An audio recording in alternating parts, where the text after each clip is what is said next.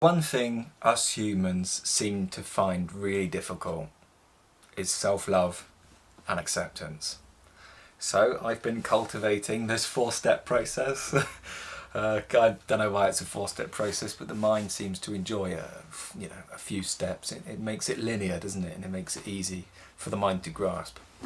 So here's the 4-step process towards self-love and acceptance.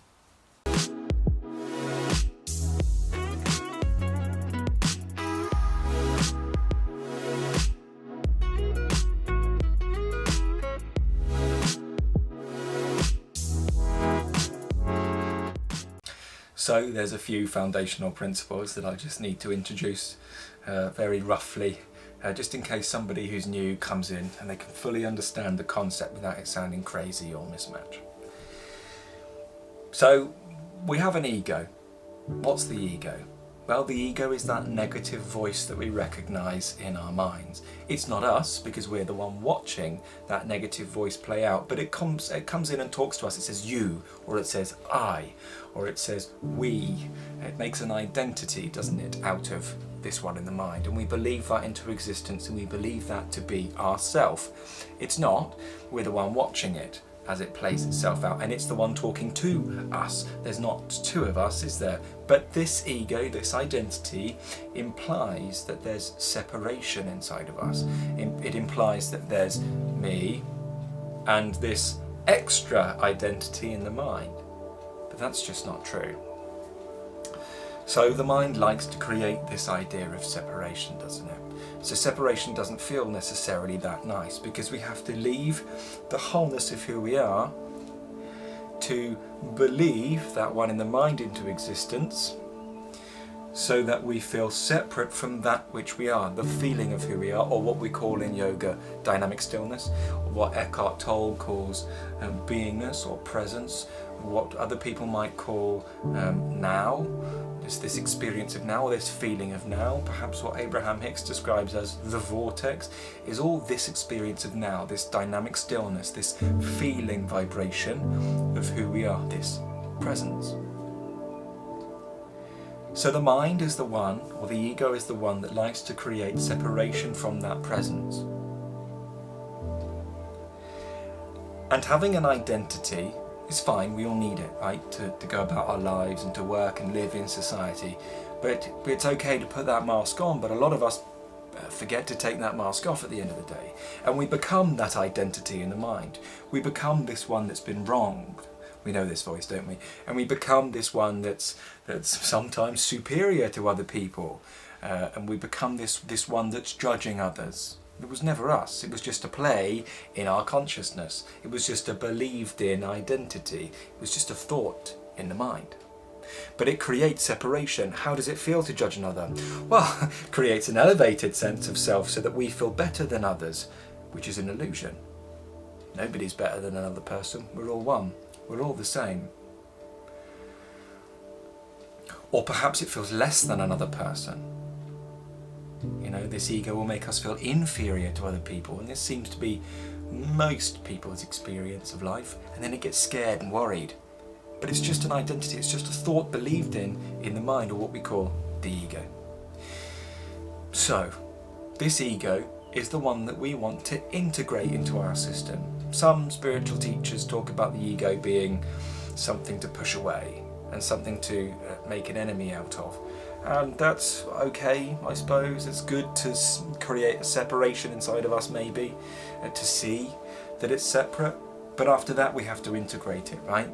We can't go around being separated, because then we're not whole, complete, holy. We're separate. We're this separate sense of self in the mind, which we all know in time will die. Why? Well, because the mind and the body will die, right?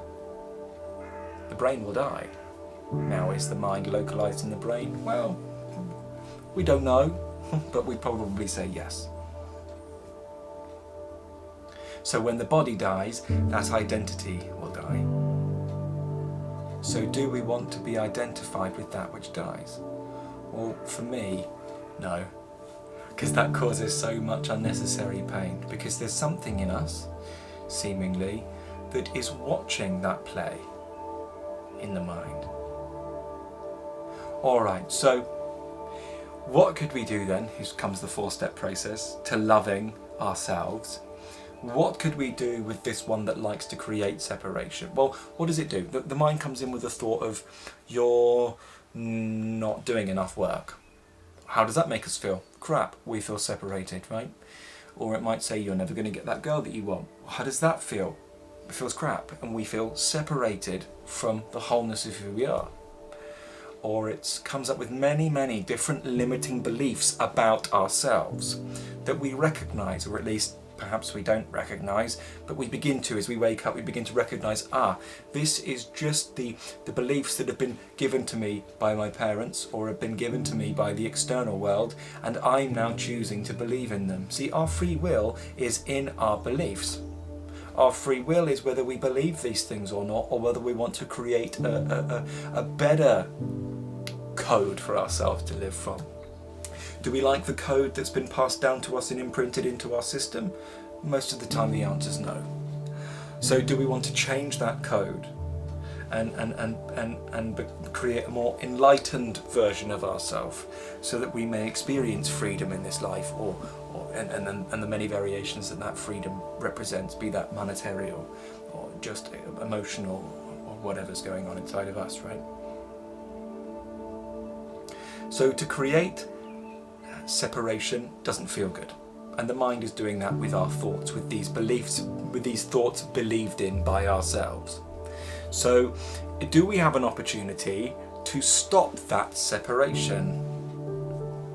Well, let's say that these thoughts are thoughts that are received. Let's say that we have no control in them and they just come, because that's the experience that most of us have, right? We're not sat there thinking these nasty thoughts, but they're just received based upon our code structure, based upon the imprinted beliefs in our system. They have morphic resonance towards us, right? They have some sort of resonance towards us because we've believed them for so long. So can we change that? Can we change that separation into wholeness, into completeness, into holiness inside of ourselves as an experience? Yes, we can. So let's think of an emotion that would make us feel whole. I can think of one right now. Joy, happiness, love. These emotions make us feel whole and complete in that moment, right? So it seems imperative that if love makes us whole, that we should love ourselves. And that means every part of ourselves, every aspect of ourselves, to create that wholeness, that oneness, that love. So this separated nature in the mind wants to separate. So there's 4 steps that we'll need to do when that separating one in the mind becomes evident. 1, be aware of the ego.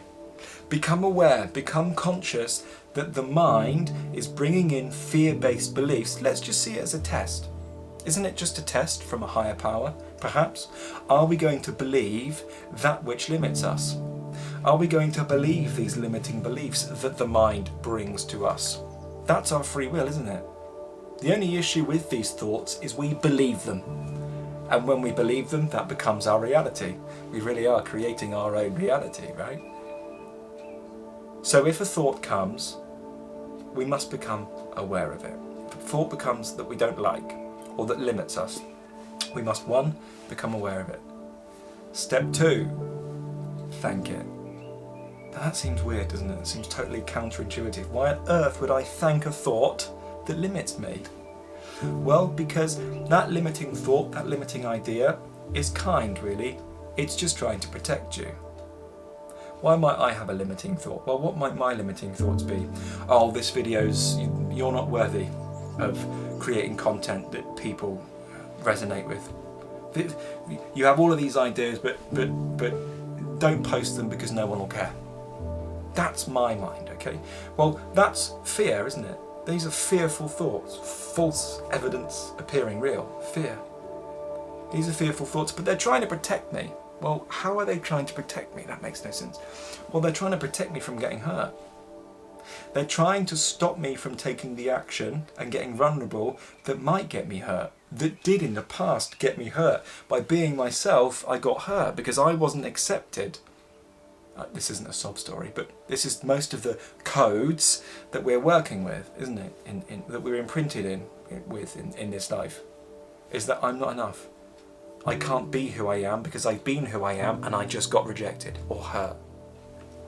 So this mind, this limiting thought, is trying to protect us from getting hurt, so we can really and genuinely mean that thanks, that's step 2.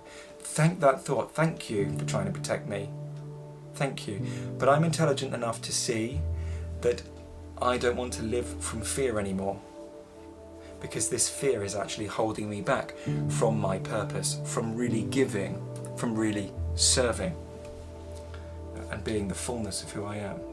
So step 1, be aware of the thought that limits you. Step 2, thank that thought because it's just trying to protect you. Step 3, return that thought to the source of your being, that beingness, that presence, or what we call in yoga, dynamic stillness. Now, if you don't know what dynamic stillness is, you can sign up down below for the free breathing practice. It will deliver you into dynamic stillness very effectively. You can't get it wrong. You'll know what dynamic stillness is. As well, down below there's a free community for awakening souls. If you're going through an experience of an awakening, you can't talk to people about it because nobody will understand, right?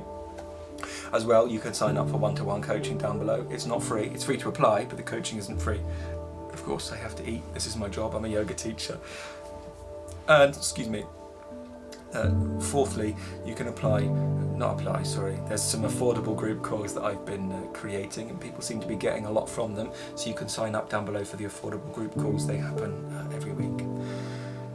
Advert done. Back to point 3, dynamic stillness.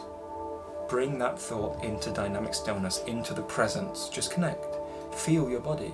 This is presence. This is dynamic stillness that we're going to bring that thought into, that we're going to baptize that thought into. We're baptizing the mind into the ocean of our consciousness, right? So we bring that thought in. That's step 3. And then step 4, say I love you and mean it. Now, for some of us, saying I love you to the beingness that we are, or to that thought even, can feel a bit fake because we've been trained in negativity. So that feels real. We've created that negativity as a reality for ourselves. Well, what's to say that what's to say that we can't create the other end of the spectrum to that? Look, all we've been doing our lives has been training ourselves in negativity, in negative responses. Oh, it's going to go that way then. Oh, I'll better expect the worst, so I'm not disappointed. Well, what's to say that in time, because we've trained ourselves that way to create negativity inside of us, that we can't train ourselves to create with practice, to create positivity inside of ourselves? Well, love is a positive emotion. Joy is a positive emotion. Separation is negative. This separating one in the mind wants to create more negativity, so we must love it. I love you. Not you, though I do, but I'm talking about on the inside now of our consciousness. We say, I love you, and we feel that feeling of love. Again, love might feel fake at the start, and that will be our experience, because it was for me. But there's definitely a memory that you can find in your consciousness of a time when you did experience love or joy or something like that. And if you can take yourself back there and remind yourself of that memory, then you must know for sure that you are in that state of being. And for now, that's enough. So say I love you and bring that memory of love into your system. And in time, the more and more you do that, and I was speaking to a client earlier about this, and she finds this to be true too in herself. In time, with practice, that love vibration will begin to emanate through all of the cells in your body, and your cells will begin singing with that love energy. The only difference is, and this isn't too far-fetched, the only difference is we've trained our cells to vibrate with negativity, and therefore they do, e.g. anxiety, depression, negative beliefs, aren't they, inside of ourselves about self, and therefore we vibrate with negativity, with anxiety, because we think that we can't achieve what we want to achieve in our future, or what if this life goes wrong? Well, the only way that life is going to go wrong, not that it can ever really go wrong, is if we vibrate with negativity, if we vibrate with those beliefs of unworthiness, of not good enough, or what if I don't achieve? So, because they have such a resonance in ourselves, is because we've practiced them. The only difference now is we're going to practice love. And though it feels fake at the start, in time we'll begin to train ourselves to vibrate with that feeling and that vibration of love. I hope that 4-step process is helpful. So just to recap: 1, become aware of the thought that wants to limit you. 2, thank it, because though it's limiting, it's just protecting you from getting hurt again like you have in your past, from this specific thing that it's trying to stop you from doing. But remember that fear is just false evidence appearing real. So thank it. Thank you for trying to protect me, but I'm taking this my way. 3, bring that thought into dynamic stillness, bring that thought into presence, bring that thought into beingness, the feeling of your body. And 4, say, I love you, and try and recreate that memory of love in yourself, so that your cells begin in time vibrating with love rather than negativity. We're becoming inner alchemists, alchemizing that negativity that we've been downloaded with as we came into this life from our peers, from our parents, into positivity, so that we become our own sovereign being and that we experience life. We create life in a way that's positive for us. That's all the spiritual awakening journey is about, and I hope that helped. Have yourself a lovely, lovely day.